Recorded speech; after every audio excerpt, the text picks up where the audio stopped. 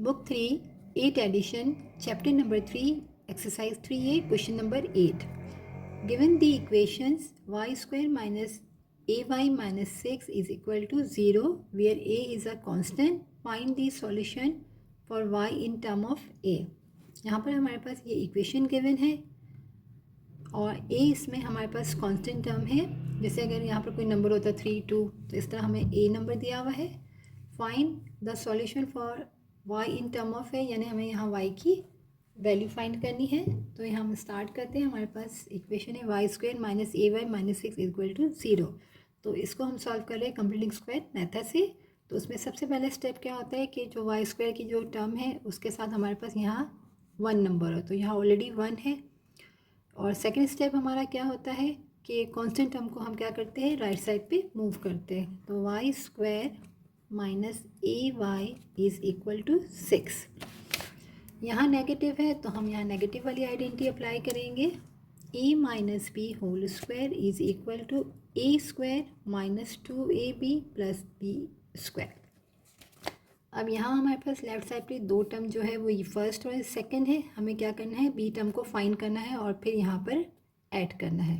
तो हम किस तरह फाइंड करते हैं कि यहाँ पर जो वेरिएबल है यानी जिसकी पावर 1 होती है हमारे पास, उस नंबर को हम मल्टीप्लाई कराते हैं 1/2 से. तो यहाँ हमारे पास a दिया है, ठीक है. तो यहाँ पर a हमें कांस्टेंट बोला है, यानी कि हमारे पास जो वेरिएबल y है और a जो है वो कांस्टेंट टर्म है. तो हम क्या करते हैं कि a को हम मल्टीप्लाई करा देंगे 1/2 से.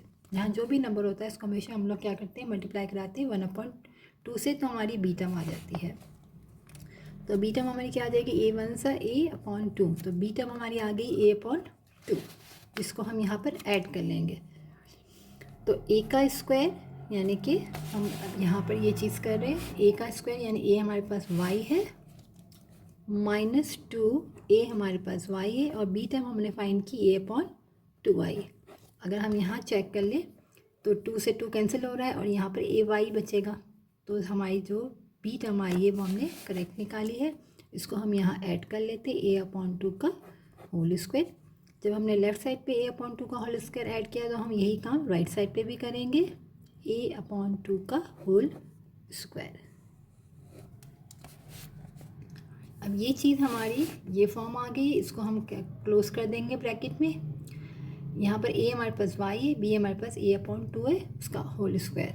यहाँ पर हम लेफ़्ट साइड पे y माइनस a/2 का whole square is equal to 6 plus a को a से मल्टीप्लाई किया तो a स्क्वायर, 2 को किया तो 4.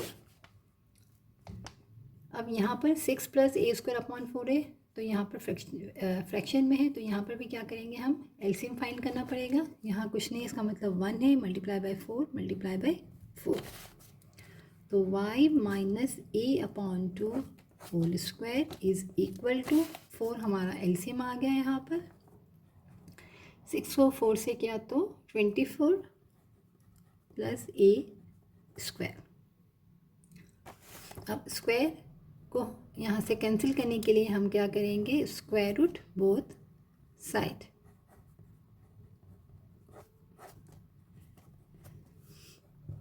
जब स्क्वायर रूट लगाते हैं तो हम प्लस माइनस लगाते हैं. 24 plus a square divided 4.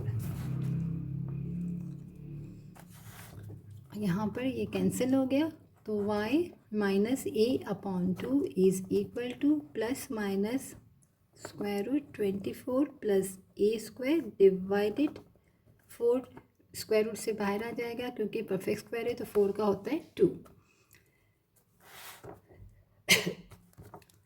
y minus a/2 is equal to plus minus, यहाँ पर हम क्या करेंगे कि वेरिएबल को हम पहले लिख लेंगे a स्क्वायर को, और हम लिखेंगे a स्क्वायर प्लस 24 कर देंगे. वेरिएबल को हमने पहले लिख लिया और कांस्टेंट को हमने बाद में, डिवाइडेड 2. अब y की वैल्यू को हमें फाइंड करना है. तो y इज़ इक्वल टू, इसको हमने यहाँ शिफ्ट किया तो plus a/2 plus minus a square plus 24 divided 2। अब दोनों के डिनोमिनेटर में 2 है तो 2 हमारा आ जाएगा एलसीएम सेम है, तो हम 1 टाइम 2 लिख के a plus minus square root a square plus 24।